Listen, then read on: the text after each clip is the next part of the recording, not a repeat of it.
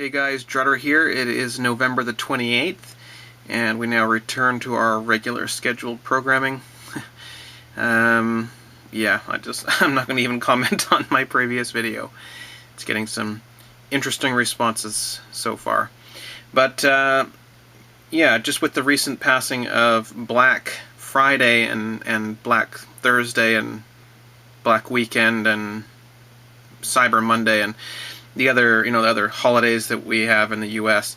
And now in Canada, by the way, we've now adopted that. The commercials on the radio were huge this year. Just, our biggest Black Friday ever! It's like, this is our first Black Friday. We've never had Black Friday. But anyway, they're rewriting history and making it out as though we've always had Black Friday here in Canada. But anyhow, food for thought on that topic is, why would a little item like this happens to be an 8 gigabyte device that I can use for moving footage and video files around from my computer and camera and stuff like that, and why would an item like this be 60, 70, 80% off on these big Black Friday specials and stuff like that, but something like this, a chunk of metal, would not be discounted at all. In fact, did anyone see any Black Friday specials on metal? No. And I think it's probably for the same reason you don't see Black Friday specials on currency exchange businesses, because there just is no margin to be made. There's no, this is money itself. This is being traded back and forth from different units, ounces of silver to, Zimbabwe dollars, American dollars, British pounds, whatever else. So there's very, very little margin there for any discount. But on items like this, which are essentially pieces of plastic made in China, the profit margin is rather large, and so they can discount something like this 50, 60, 70%. But metal is money, so no, we don't see huge discounts on that. Just something I thought I would mention. Forgive the shakiness, one of the legs snapped off my tripod, but I'm hoping to get a new one soon. And this is the Bank of Canada chief, Mark Carney. That's him on the right. He's been named the next Bank of England head. Where I saw strengths here and confidence here, I weighed that against the needs and the real challenges in the UK. So he's leaving Canada behind and going to England to work for the Bank of England, one of the oldest and largest banks and most powerful banks, of course, in the world. And so I'm just kind of wondering if you guys in the UK might want to watch out, because some of the things that have strengthened Canada's economy in recent years may not be all that advantageous in the long run. For example, what have we done recently? Well, we're selling off our resources en masse. I don't think you have a lot of resources in the UK in terms of like oil, lumber, electricity, fresh water, all those kind of things that Canada exports. But if he can find something, he'll probably suggest they sell it off.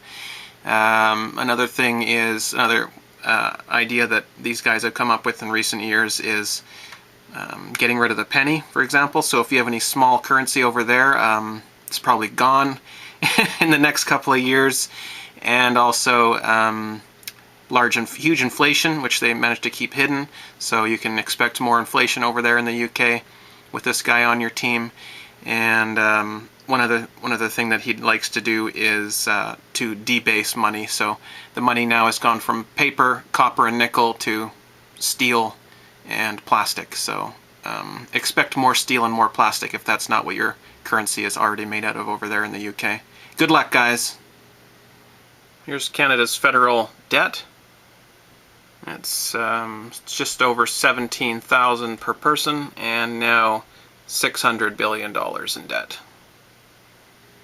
Without a tripod, I think I'm going to skip most of the technical analysis I had planned for this, but this is today. This is the hourly chart. Here's today. We had a massive drop in silver of, well, over $1, actually. In a couple hour period here, or maybe 3 to 4 hours if you count this part here, down to 33, and now we've returned back to 33.84, and it looks like it may just actually return back to this 34 level that it was at. but we'll see. Let's go out to a longer time frame just briefly.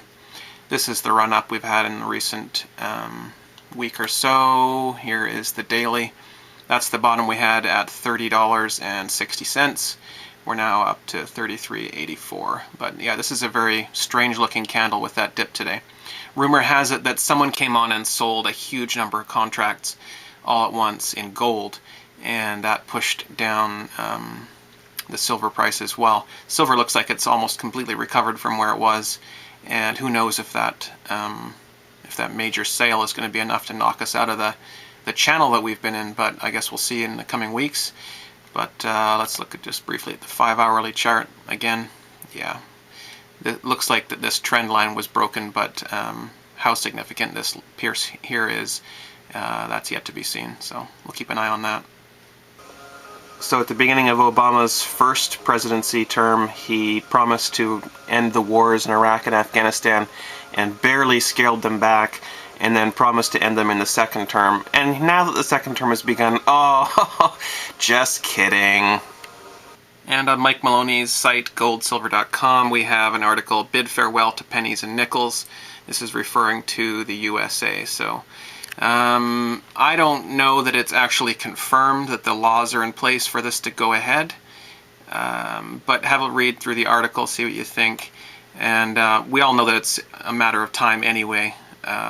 Inflation is just making these things useless. I mean, the value of a cent is so small now because of the debasement of currency and of money, that making it out of anything but thin air, it really doesn't make any sense. So we are pretty much going to the thin air standard, really.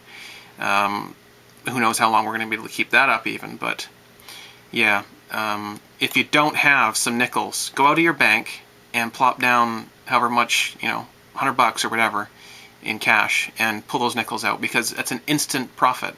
Those nickels are worth a lot more than you pay for them, just, right off the shelf kind of thing. So they'll sell you a box of nickels at the bank.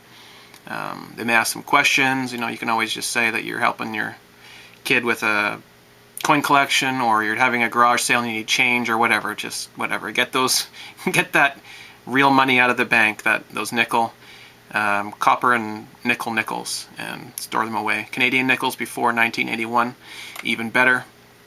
They're 100% nickel. Well, this was going to be a thank you to the Silverbugs group on Facebook, because last night Daryl, the owner, sent me $100 after watching my video, and said that he wanted me to use it to, improve the channel and pay for costs and stuff like that. But actually, after reading the reaction on the page, I went to their page to get the link so I could link them up in my video here. But I'm reading the comments from the other Silverbugs in this group, and I think what I'm going to do is send that $100 back with thanks. But maybe you want to go and read what they've said here. Pretty much says Strutter's lost all relevance. It's just an opinion channel. He's just trying to get money so that he can avoid working and all this kind of stuff. So it doesn't sound like we're really aligned, me and this group. So I will be sending them back their $100, and thanks to Daryl. It was a nice gesture, but I guess we aren't heading in the same direction. And I'll leave you off today with a look at the latest 20 for 20 in Canada here from the Royal Canadian Mint. This is the 2012 Magical Reindeer. And you know who's on the back. But yeah, it's an attractive coin. I'm not really into collecting Christmas things. I like my silver to be appropriate all year round, as I said before. But yeah, that's a nice looking reindeer. If you're going to own a reindeer coin, that's probably the reindeer to get. Not bad. Okay guys, talk to you again soon.